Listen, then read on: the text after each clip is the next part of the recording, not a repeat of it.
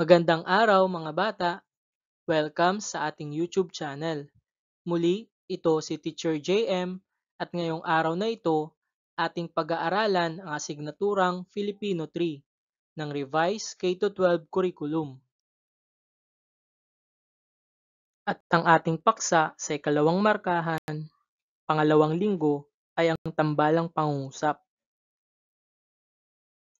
At ang layunin ng araling ito, natutukoy ang mga pangatnig na at, ngunit, at o sa mga sugnay na nakapag-iisa sa tambalang pangungusap.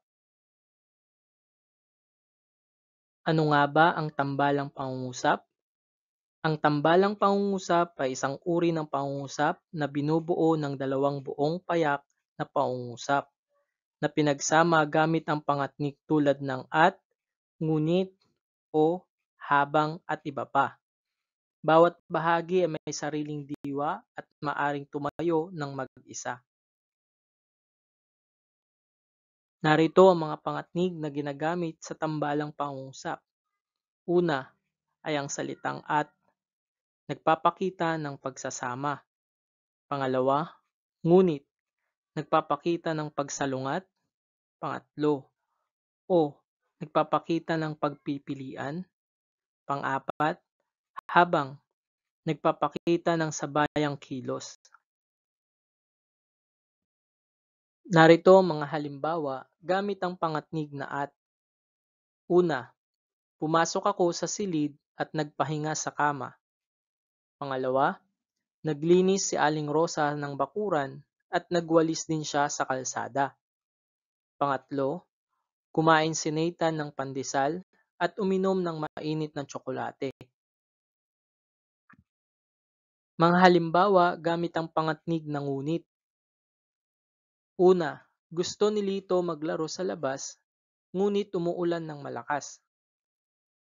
Pangalawa, maaga siyang gumising, ngunit nahuli pa rin siya sa klase. Pangatlo, gusto ni Peter na sumali sa laro, ngunit nahihiya siya.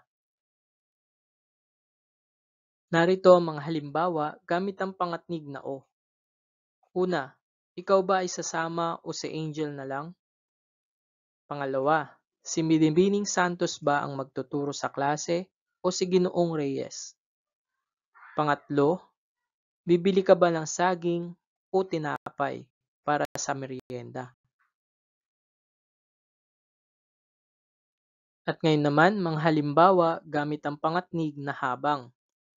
Una, nagsusulat si Ana ng tula habang nakikinig siya sa kundiman. Pangalawa, naglalaba si nanay habang nagluluto ng sinigang. Pangatlo, nag-aral si Liza ng mabuti habang nagtatrabaho siya sa palengke. Ating munang sagutin ang mga tanong sa pagsasanay. Handa na ba kayo? Tara, simulan na natin. Ating basahin ang panuto. Tukuyin ang pangatnig na ginamit sa bawat tambalang pangungusap. Una, mag-aaral ka ba sa silid-aklatan o sa bahay ngayong hapon?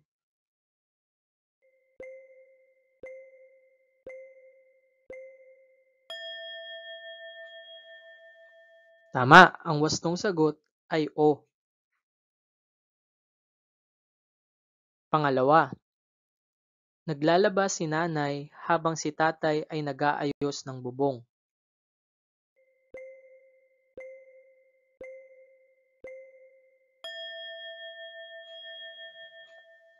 Mahusay, ang wastong sagot ay habang.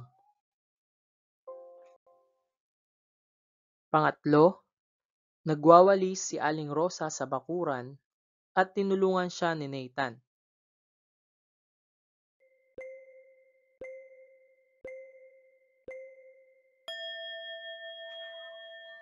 Magaling, ang wastong sagot ay at.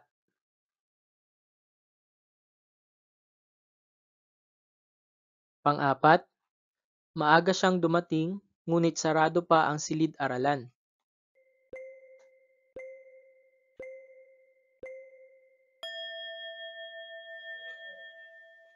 Tama, Ang wastong sagot ay ngunit. Panglima, maagang gumising si Nathan at agad siyang nag-ayos ng kanyang higaan.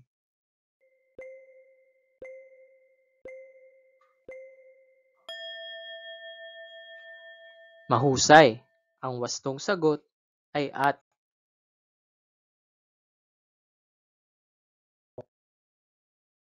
Ating tatandaan, ang tambalang pangungusap ay isang uri ng pangungusap na binubuo ng dalawang buong payak na pangungusap na pinagsasama gamit ang pangatnig tulad ng at, ngunit, o, habang at iba pa.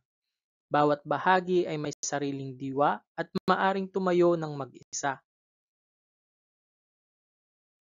At dito nagtatapos ang ating pag-aaral sa Filipino 3, Quarter 2, Week 2 ng Revised K-12 Curriculum na may paksang Tambalang Pangungusap.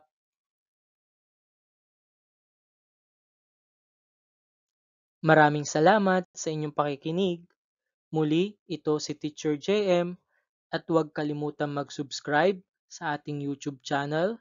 Please like, comment, and share, and click the notification bell for more videos.